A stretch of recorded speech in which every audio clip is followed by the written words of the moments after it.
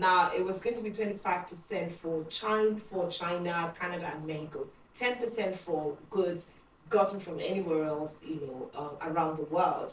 That is something that President Donald Trump was going to put in place. Now, his key reason for getting on the tariff, conversation, yeah, tariff war literally, was to protect Americans, is to protect Americans from major threats of illegal aliens, as he likes to call it, and deadly drugs.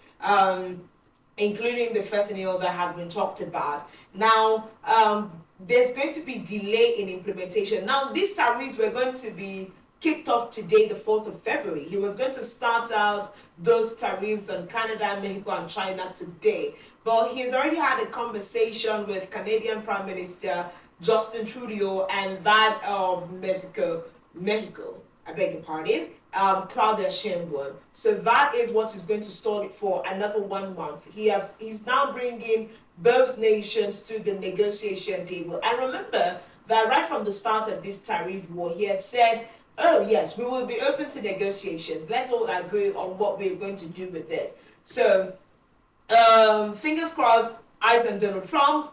Whilst they go to the negotiation table, what would he be willing to take, and what would the Canadian government be willing to accept or take? And same for the Mexico. Like he said, it was a really smooth conversation that he had with both prime ministers, so there is no cause for alarm as of now. So we're looking at, for instance, if this tariff hike was implemented today, some commodities that were like about $4 would have gone up to like $5 and the likes. That's about a 10% increase on it. But like the question in the explainer that we were watching just now, would these tariff hikes cause any form of inflation in the economy of the United States? That is something that the economists will be really, really, really concerned about. But right now, there seems to be a pause on the war, just a pause, because the implementation will not be engineered today as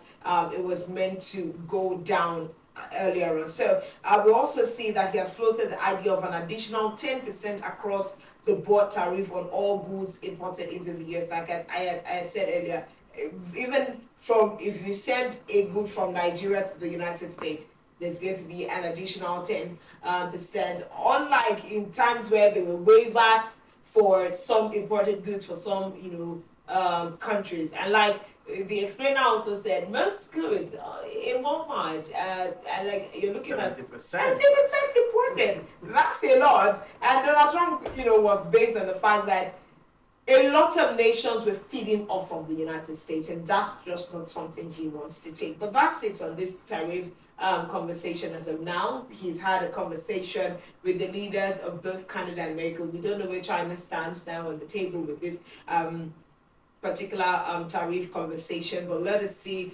how this is going to go in the coming days. Let's move to the next conversation, Francis. Just before we head into the next conversation, we're also going to have to look at who is going to bear the brunt, because yes, the American government is going to generate a lot more revenue. That will also go into having more money for projects in America, but then like the explainer captured, if we are going to transfer the 10%, which of course we know, when you put an extra burden on products, services, it's going to come back to the end users. And truths and facts must be stated. It is way cheaper to produce some things outside of particular countries and regions than it is in other places, and that should not lead to a trade war, but rather to some kinds of conversation and negotiations where every side of the coin wins. Some form of barter. Where every side of the coin wins. And if you look at 70%, I mean, that's a huge number.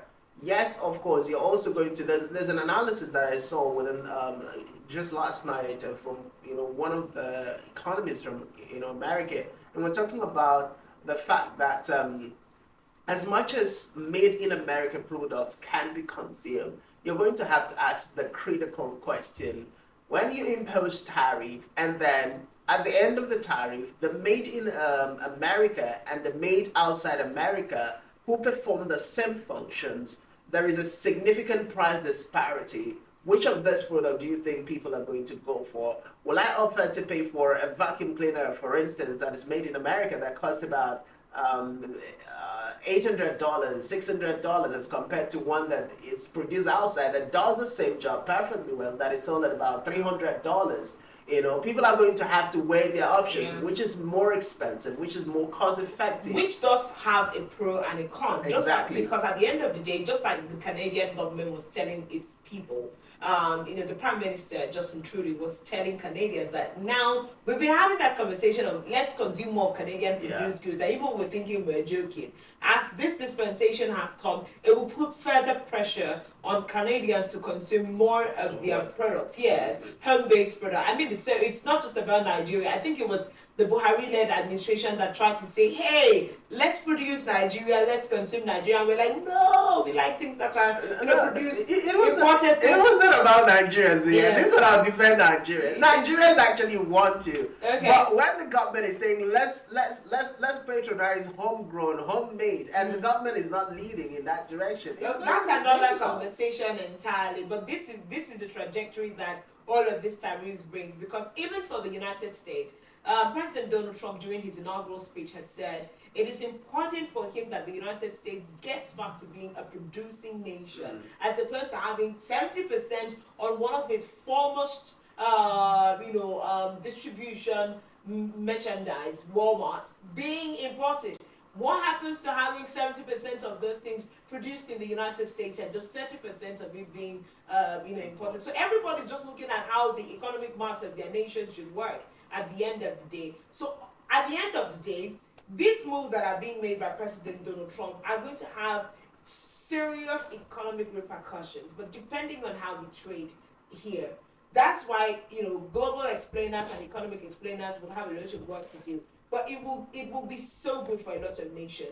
People are going to have to look back inward, produce and consume, then produce and export. Because you have made a very strong point about the fact that certain commodities can just not be, produced in certain climes, especially in large quantities. So you will always still look, out for imports and all of that. But, this is what it is where the tariffs are concerned.